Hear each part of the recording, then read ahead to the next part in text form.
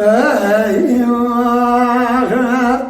سيارو حرام زيد جواب إلى بديار أيوة أيوة أيوة أيوة أيوة أيوة لو يالو فالأجر أيوة أيوة أيوة أيوة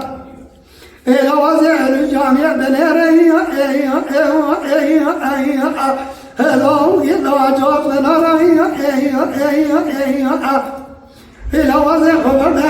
علي بالو إلى بدل الله بخرايا أيوة أيوة أيوة لا رب خرايا أيوة أيوة إلى قبل ما أيوة لا يلا المزارو أيوة إلى وزير خبرنا مجاهد من أيوة أيوة أيوة أيوة لو يالو الفرار أيوة أيوة أيوة أيوة هذا خبر ما حاجة أيوة أيوة أيوة أيوة لو يالو البريدار أيوة أيوة أيوة أيوة هذا ربك هذا يقبل زعمه بيجي ضبط وبيجيها إجاب شما شوت يا أخر أيوة أيوة أيوة أيوة لو يالو بلا جرى أيوة أيوة أيوة أيوة هذا بنا بسماك مربوطة المطيطة ونحا إلى الدعم يا قبل لو يحمد الرزق نعطيها أعرف أيوة أيوة أيوة أيوة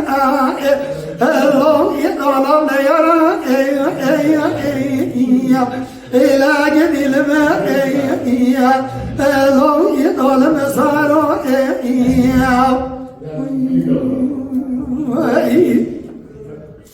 جارو كرما من يدقوا أندلي من كرا كرا يا أيوة أيوة أيوة أيوة لو يدوا من يخدي أيوة أيوة أيوة إذا جارك مرا بابك مسيالونا أيوة أيوة أيوة لو يدوا من مالدي أيوة أيوة أيوة إلى من يكتب من جلا وشوا إذا ولنا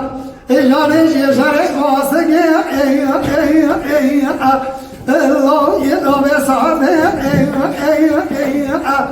أخيرا واسقي بريزام بريزام بابكيات إجاب شنا شود يا أنكري أيوة أيوة أيوة الله يدوم كارد أيوة أيوة أيوة هذا بجد الزواج مربجة المطيع تخدمه إيجاد إسقلا قبل قيام الرقائية إيجاد مركز ديار بقية لو يدون زرد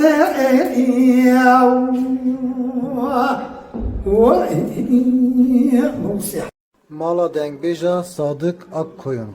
Lütfen destek için kanalımıza abone olmayı, videolarımızı beğenmeyi unutmayın.